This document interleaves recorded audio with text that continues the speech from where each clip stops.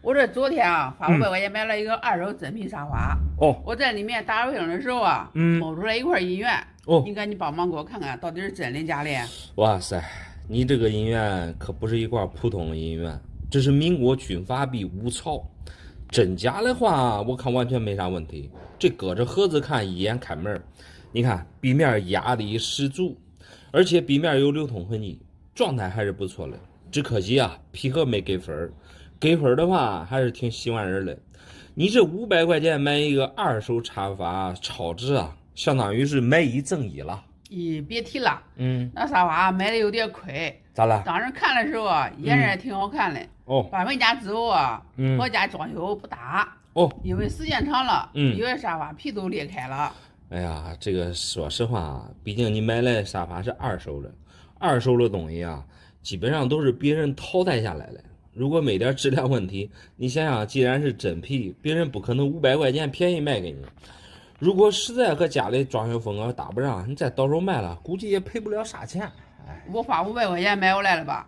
我到家之后发现不合适，给人家老板打电话。你猜怎么着？咋了？人家只愿意给我出100块钱。你说他说的呀，这抬来抬去太累了，这不是坑人吗？哎，其实他说的也没错，现在卖东西啊，确实是不贵，一个沙发毕竟也不轻，两个人楼上楼下的抬来抬去，毕竟是人工比沙发贵。不过好就好在啊，无论怎么你也不会亏，你这不是从沙发里边找出来一块银元吗？这也算是意外之喜啊。一块小小的银元，你说能值多少钱？就算值个200块钱，就是我也亏200块钱了。200块钱现在买不到啥银元。再说你这也不是普通的银元，是特别稀少的军阀币5钞。你就是放到民国，你放到100年前，你用普通的袁大头10块袁大头，你也不一定能换过来一个。再说你那沙发不卖，它放着好歹也是一个物件啊。你别站着说话不腰疼，要不然这样吧，这个银元给你，沙发你也搬回来，你给我500块钱就行了，咱俩谁要反悔谁就是小狗。你先不要过早的承诺，这个谁是小狗还真不一定。我先给你来讲一讲这个5钞的价值再说。这个5钞啊，入的是 PCGS 的盒子，可以说是现在最牛的平底盒子。你看一下它的编码是以3531开头的，由此可见，这个5钞啊，平底时间应该是有好几年了，和你那个沙发的年龄挂上钩。先说一下它的存世量，这个是1923年曹锟当上总统之后，由天津造币厂发行的纪念币。你看背面写着纪念2个字，旁边是18星旗和5色旗。当时啊，一共发行了2个版，5钞和文钞。5钞的发行量较少，所以价格啊比文钞显得贵一些。而你这个就是5钞，在我们行内称为大5钞，可以通过他穿的这个衣服看出来，戎装9分像，皮革评分给的是 XF92，通过壁面可以看出来明显的有这个流通痕迹。因为是过去是银本位，所以一直保存到现在，银元真假是没啥问题。我就给你出价估计吧，7万多块钱。啥？7万多？对，你这不是拿我开心了吧？没有，我这500块钱买个破沙发，竟然还这样好事我这比中彩票的几率都大。你说的确实是令人不可置信，但是你这个打扫卫生的时候愣是发现了，只能说你这运气太好了。这很有可能啊是那个沙发的原主人他放到里边的，时间长了应该是忘了取出来，而那个沙发啊被卖了出去，几经流转又跑到了你手里。那你现在500块钱，你这还愿意卖给我吗？咦，我肯定不会卖给你了，还是要感谢你的鉴定啊！我回去再找找去，看说不定沙发里面还有嘞。不用客气，你回去再仔细翻看，说不定啊还会有意外惊喜。借你吉言啊！再有的话，我肯定请你吃饭。好嘞，没事。你好，过来了吧？老板，想弄点啥嘞？我想叫你给我看个宝贝。宝贝，这啥东西啊？大概看看啊？啥东西？家传了吗？不是家传，那叫宝贝吗？哎呀，这个是北洋龙啊。是的。这是一块银元，你们家传嘞，这银元没有流通过。没流通过的，对了。底板非常好，这带明光绕眼的。说实话，这底管，我感觉着我应该收银元收那长时间了，应该是几十年一遇。几十年一遇吧。我跟你说吧，这是人家祖传下来的啊。你说没有流通过，说的真对。我看出来了。我跟你说吧，俺可家都可以个的那种，一个小，盒子里边，放着，天都看那大厅里边那个，供奉，该供奉了。那这供奉它干啥？宝贝的很，主贵啊！我跟你说，这个东西值钱的很。哦。独一无二的，你想想那值钱不值钱？你说说。我看出来了，高个头抱龙鳞，这个没有流通，而且呢，你这个姻缘还是短尾了。这个在北洋里边，短尾比较少，是的吧？这我可家跟你说没有？查那个，都可那个鉴宝栏目，然后咨询人家专家都咨询过了。都已经咨询过了。那肯定啊，不咨询过，你想。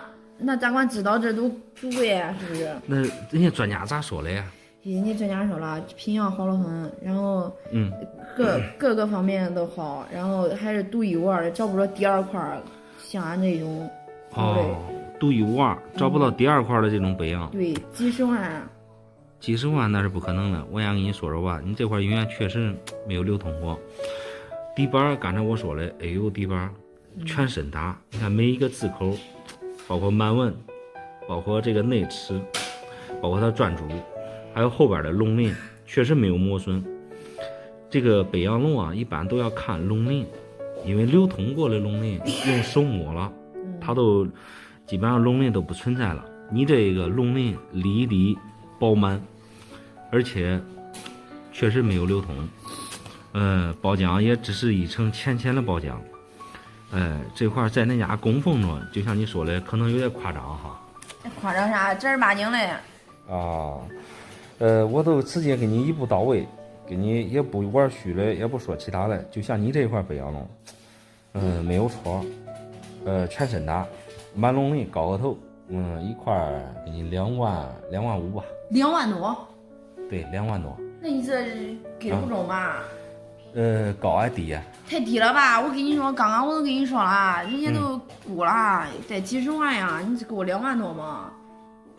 对，我只能给你2万多。这个说实话已经是最高了，因为你这上面还带包浆，没有说不像那种就是洗干净了带包浆可以。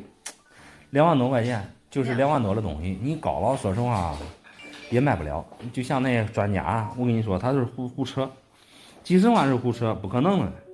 人家那几十万的那带原光，你这原光不带，而且你这说实话也流通过，就是半道上接回来了。你看你今天出不出？都值2万多块钱。对，高了也没有。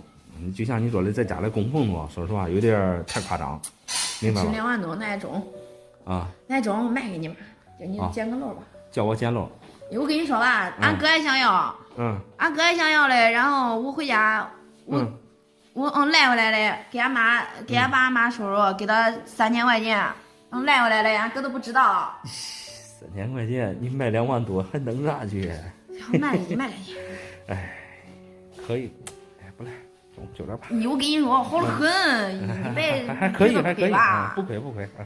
俺婆婆真是太小气了，我给她生了2个大胖孙子，她竟然给了我5块破姻缘，还不如还是她姥姥买辆电动3轮车使用嘞。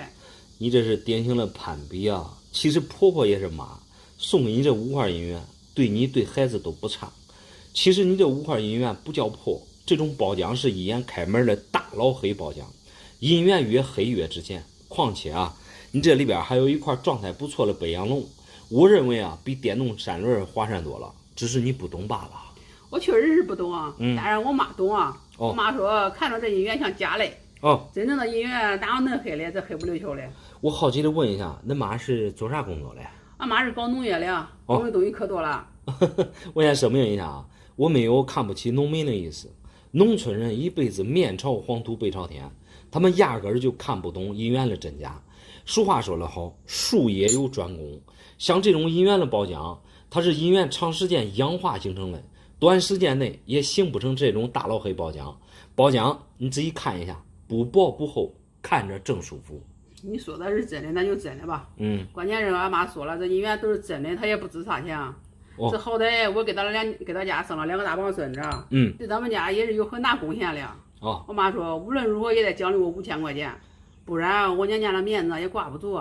其实你都结婚生孩子了，年龄也都老大不小了。首先你要摆正自己的位置，不要过分的依赖娘家人。有什么需求啊，你可以直接告诉恁婆婆。况且恁婆婆送给你这5块银元，可以肯定的是远远不止5000块钱。我先给你吃个定心丸，只不过是你不懂罢了。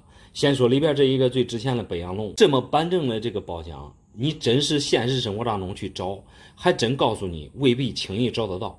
能值多少钱啊？首先看它的板，北洋龙主要是看它这个龙面，长尾普通的34年，自身也不带什么板，那就细看它的龙鳞，高额头，满龙鳞，全字口，无戳无伤，未下水，无缺陷，壁面多少带一些流动痕迹。就冲你这个状态来看的话，卖个4000块钱绰绰有余。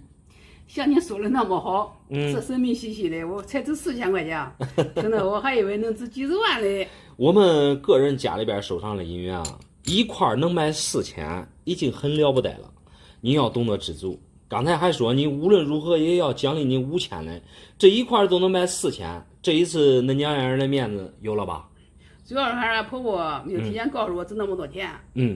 所以啊，你一定要把这个误会解开。像你剩下来这4块，就是我们常见的这个大头小头了。毫无悬念，它这种包浆啊是很喜欢人的。看看它这里边啊是否带板，如果带板的话，价格自然也就抬上来了。很可惜啊，全部看一遍之后，你这些都是普通版，唯一值钱的只能是他们的包浆了。4块综合而言的话，差不多能给到你6000吧。我还是没听明白，如果不带包浆能值多少钱呢？不带包浆的话，也就4000来块钱。其实也没有贵那么多钱。你主要是对银元不懂。像我们一般常见的银元，你别说一块戳200的差价，你就一块戳几十块钱，那基本上都是天价了。因为你这只有几块而已，戳1-2千不明显。如果手里边有几百块的话，那戳的价钱就多了。无论怎么着吧，反正这5块银元能卖1万块钱，我也挺开心的，就给你吧。开心就好。前期啊，恁和恁妈主要是对银元不懂，正能把这个误会解开，比什么都强。回去啊，好好的孝敬恁公婆，好好的犒劳犒劳他。这你都不用操心了，你放心，我自己的婆婆我自己孝顺，我不让其他人孝顺。那行，我给你细算一下哈。好。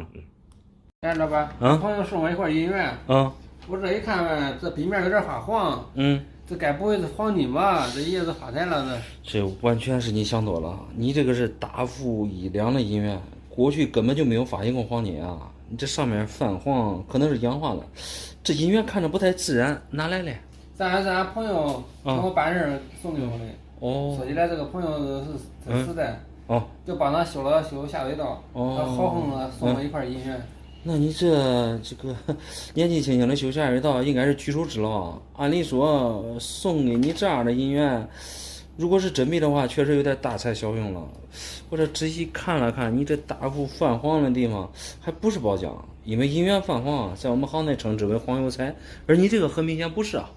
管他是不是黄油彩嘞，反正知道值钱的多。因为我朋友也是一个富二代。我说的比较阔绰。你可能对这个银元不太懂。像那朋友送你这个皮盒，我是看着不太舒服。一般外边这种盒子，你看它这颜色不对，里边装的银元看着也不舒服。你想想，像你这种银元外边都褪色了，这肯定也值不了啥钱。你也别看我什么都不懂是不是想借机忽悠我嘞？没有，我可告诉你，现在合肥一个买家已经给我出50万了。那个 MS 60分的大富1两，一下子能给你出到50万，你别闹了。一般像这种皮盒装的银元啊，他们官网下边都有一个参考价，它是根据最近的成交记录来核算的，主要参考的这个价格还是看它的存世量和实物状态来。我这个实物状态非常好，不然别人也不会给我出50万。那是，真没想到我帮朋友一个小忙，却得到这么大的福利。对呀，连你自己都不相信，这个帮别人一个小忙而已，别人即使再有钱，他也不可能出手这么阔绰。他再是富二代，他家里边的钱也是一分一毫挣过来的，除非他傻了。依我看，你这个大富1两应该是国宝帮的小玩意儿。什么是国宝帮？反正我也挺惊喜的。既来之则安之，你就说能给我多少钱一个吧？我给你的价钱可能会让你大失所望，因为国宝帮他们卖银元从来不看真假，他们只关心价位。一般啊，这个银元超过100，他们都不考虑了。你想想，现在银价都6、7块一克了，26.8克的银子，现在卖破烂也得100-200了。你说他们出几十块钱能买到真银元吗？而且他买的这个币种啊，也都是那种大增级别的，就好比你这个大富一两 MS60盒，这得好几万。关键是里边装的银元状态是真好，相当于是才做出来似的。可是你看它外边这一圈都泛黄了，这说明它的材质是有问题的。你刚才拿出来的时候，我就一眼看出来，你这说实话，这都是正儿八经的野假。这个皮盒啊，可不是这个样子。综合来看的话，你这个银元是假盒假币，不值钱。不值钱？对，你可不能乱说啊！没有，怎么可能是假盒假币呢？我朋友家可是有钱人呢。刚才给你说的很清楚了，像这种银元啊，它是国宝帮玩的银元，成本啊非常低，里边装的连银子都不是，不然不会壁面泛黄。反正这种银元啊，没人咋玩，你现在去任何一家实体店都不会有人要。不会的。刚才不是告诉你了吗？合肥的同行给我出5万了，差我拿到银元过去了。那我建议你最好也别去，就这种一眼假的银元，有人给你开到50万，这纯粹是给你摆了一个鸿门宴，肯定对你也是另有所图。具体他们什么样的套路啊，我建议你上网去了解一下，能值多少钱，你最好啊再找人咨询一下。咨询啥呀？你给我鉴定的，叫我结果气人，还不能去一趟合肥的。那你30日后行吧？给拿着去看看是吧？啊。那你给我看一下啊！3年前朋友借的我5万块钱，在我这抵押了一个金锭和银元，现在他也还不上我钱了，这俩东西就是我的了。这个金锭看大小应该是5两左右了，字口比较清晰，落款是兰州永丰。注定的话，这重量明显有点偏差。另外一块银元，李鸿章1两双龙寿字币。这明显有点小一圈，这上面是包浆还是锈，看不清楚。5万块钱买这俩东西，你觉得是赚还是赔嘞？我肯定赚了。就说这个金锭吧，按现在黄金价格算，100克轻轻松松卖个5万多块钱没问题。对，现在黄金的价钱将近500一克了，100克5万块钱是绰绰有余，但是看样子你这还不是一般的黄金啊。我知道是古董肯定不能按黄金去卖。对，就像银元一样，银子才几块钱一颗，黄银元都是几千几万。对，金锭和银元价值一样，首先啊都是看它状态嘞。银元和银价没有任何关系，银子再便宜，谁也不会杀到银元按银价卖，这是因为它这个银元的存世量过去就那么多，它有共同的属性。而这种金锭啊和银元一样，最主要就是他看他的字口和品相，绝对不会按金价来算嘞。我朋友这个人也憨这几年买个房子欠了一屁股债手里连5万块钱都没有如果你拿这2样东西对的话，那朋友100%巨亏。按理说他欠一屁股债，应该是急用钱的时候拿着东西，他卖几十万把钱还给你，不应该把这个好事让给你啊。因为他憨买。他准备抵押给我10年，我提前先来问问。我感觉你这个朋友不憨，反而是很聪明，在你这里拿出了5万，相当于是没有任何利息，而你们签了合同又是10年，10年后他到时候把东西拿走，再还你5万不就行了吗？关键是10年后我肯定不让他拿走。到时候几十万我可不能让他飞。今天我先给他卖掉一个庆祝一下。哎呀，你这俩我看哪一个都卖不掉。先说你这个银元吧，历史上就没有发行过李鸿章的银元，这个是属于典型的一兆币。上面你看写的是1两，1两过去是37.3克。第一个重量很明显不够，我这拖着也就10几克而已。第二个大小不标准，1两肯定比1元的大一圈，你这个是和常见的银元一样大。第三个材质它不是银的。银元首要的标准必须得是银子做了吧？你看你这上面，这都是锈啊！依我看，你这也都是假币一枚，分文不值。不可能，人家网上专家都跟我说20万到你这它变成假的了。真假的话，你这块银元咱都不过多的讨论了。再说另外这一块金锭嘛，首先说它的重量，你说的是100克左右，看你这个定型大小薄厚，这分明是过去5两的重量。过去1两37.3克， 37.3乘以5，它的重量应该是在180多克，而你这个重量只足足差了一半，这是一个点。另外看字口，你看一下，它这是典型的电脑体。再看背面吧，你看这很明显，这有些地方都褪色了，还有车床车过的痕迹也特别明显。就单从这几个点来说吧，所以材质也不是黄金，只能说是赝品而已，自然也没啥价值了。不可能，你这是比喻话说一大堆，我看说的啥也不是，啥也不是。人家我家专家，我感觉也不是吃素的，家传古董，不可能会假。恁朋友说家传，他都是家传吗？谁家传的古董会是近代的嘞？网上的专家说价值几十万，他是几十万摆在你面前了吗？不要想着别人都是傻子，更不要听信别人的一面之词，能值多少钱啊？我建议你还是多找这些专业人士问问，别弄得到头来竹篮打水一场空。对，我肯定会多问。对，我看你说的啥不是？再问问。我这几个东西我都不轻易往外拿。铜子钱这说说的给多钱的都有，有给几千的，有给几万的，几十万的。你也不知道到底值多少钱了我想着真值钱，我轻易不能出手那是，我还想多卖点钱。这是铜子钱，铜子钱就是很多铜钱粘在一起，因为过去的铜钱铜板全部都是铜受潮会产生铜锈，时间长了之后就形成了铜子钱。你的这个铜子钱很明显是做出来的，你看上面有很多地方能通过缝隙看到，这是用热熔胶粘上去的。最主要诱人的地方就是中间这块银元，你从外观看，一看明显就是过去的军阀币。因为军阀币从数量上比较少，很多玩银元的朋友都知道它比较贵。在铜子钱中间突然间出现一块军阀币说实话我也是第一次见。但是仔细看你这个铜子钱它这个设计是有瑕疵的。你看所有的铜板用的都是带裂带卷边的，为什么中间加了一块军阀币呢？你用那个剪子剪开来。不对吧？这可不是铜这是金的呀。你用剪子来把这个上面的胶带给剪开。这个实话实说这个军阀币品相，这说实话从外观上看上去特别好，这就像一些专业人士产生一些疑问。你看你的铜子钱，这哪是铜子钱，这都散开了。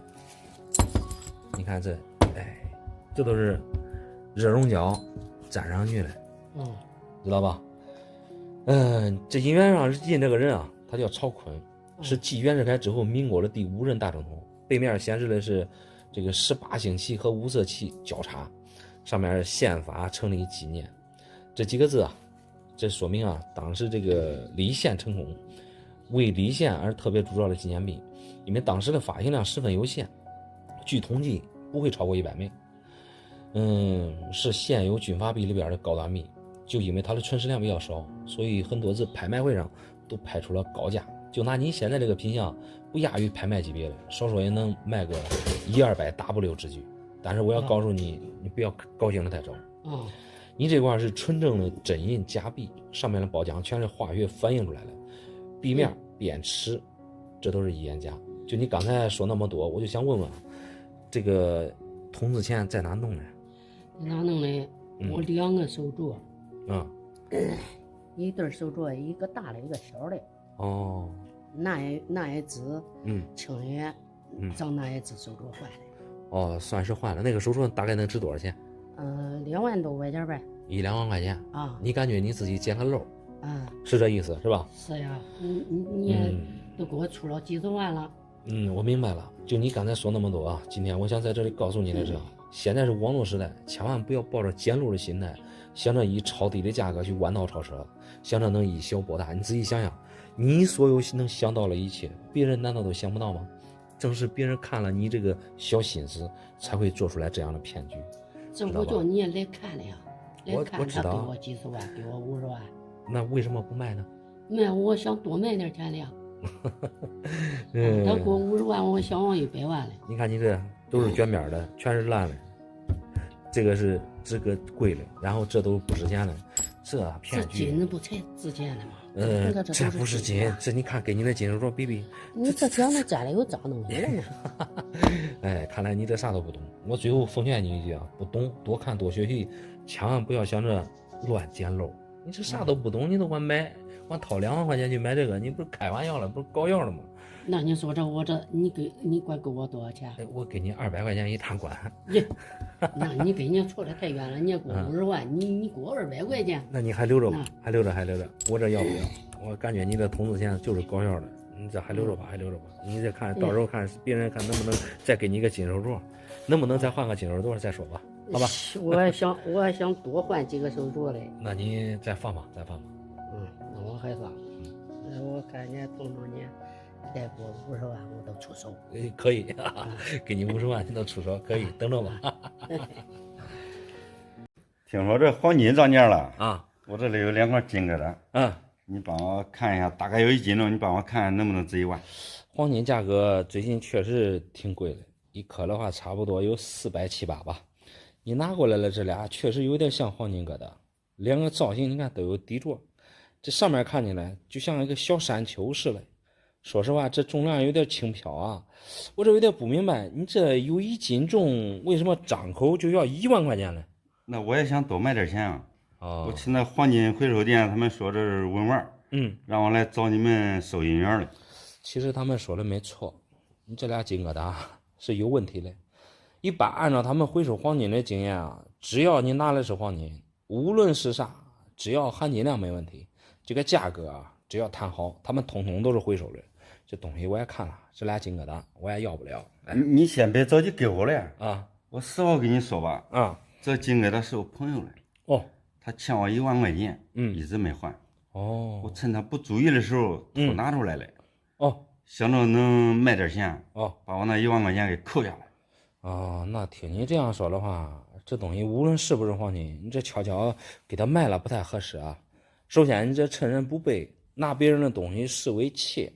先不说别人欠不欠你的钱，你这本来是有理了，你这传出去也变成没理了。这幸亏啊，你拿来这是恁朋友2个这小文玩意儿，我劝你啊，抓紧时间还给他还回去。他都4、5年没讲还钱的事了，我这也是没有办法的办法。大不了多卖点钱，我把他剩余的钱给他不就行了吗？你看我刚才跟你说的话，你这都当耳旁风了。这是私自拿别人的东西出来，没有经过别人的同意，这是不行的。还有就是恁朋友这俩东西啊，他也卖不上啥价钱。大不了不就含金量低一点吗？不可能不值钱呀，你就说值多少吧。你也知道黄金啊，它是有固定价格的，含金量高低啊都能卖上价钱。刚开始你拿过来这俩黄金疙瘩，你去金店，他们为什么不回收？根本原因就是你这黄金疙瘩，它首先得是黄金嘛。你听一下它的声音，你听听，这哪是黄金呀？黄金的声音可没有那么脆。而且都知道黄金的比重比较沉，你所谓的1斤，这也太轻了。一般像这么大个的金疙瘩，一个怎么着也得有1斤多，这么大一点的得1斤多好几。正好我这里有电子秤，我们上秤来先称一下它的重量，174克，92克。说实话，你自己看。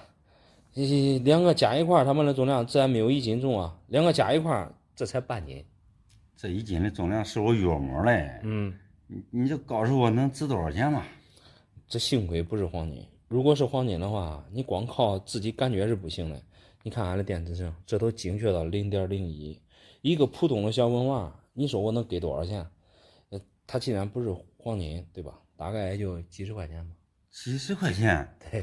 我这个朋友也太忽悠我了吧！借我的钱的时候还特意给我指了指，他神秘的说他们能值几十万嘞。这人太虚伪了，我感觉。只能怪你情商太低。你想一想，1万块钱也不算多，借你4、5年了，对吧？一直不还你，这明摆着他手里没钱啊。如果这真是黄金的话，就这么大个，说实话，就这个造型，他肯定值几十万。只怪你交友不慎，你这个吃一堑长一智吧。东西你等一会儿你还给他还回去得了。那我再去其他地方问问价吧，说不定还能卖掉嘞。那也行，反正好歹也就这了，你问问也死心了，到时候实在不行你再还给他。好，谢谢。没事。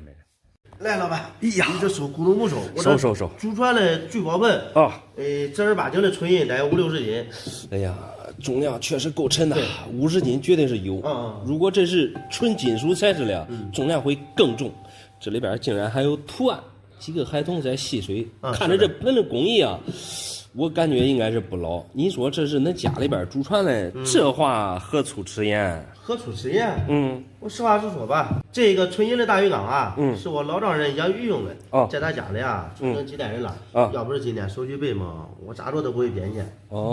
年轻人，你就是再急用钱，也不能搬别人家里边的东西变现啊。这个是原则问题，像你说的手起背，应该是玩牌之类输钱了。是嘞，我看你年龄也不大，沾上陋习啊，这可不是一个好习惯。我劝你啊，早点远离牌场，找一份稳定的工作，有一个稳定的收入，比变卖家里边的祖产要强很多。再说了，那老丈人家里边的一个养鱼的缸，你咋管知道他是传承几代人的古董呢？这还对象告诉我了，说他以前过去3代人以上，都是有钱人，要不然我也不会给他处对象。说实话，追我的女孩多的是，我不就图他一个钱吗？小伙子，我觉得你这三观有问题啊！年轻人谈对象不能一味的往钱上看，结婚说实话，这都是一辈子的事。你找对象得找一个适合自己的。如果你这都没结婚，都抱着别人的古董来卖，这很不合适。如果被发现了，轻则分手，重则吃牢饭。虽然你很年轻，这是根本性的错误，你绝对不能犯。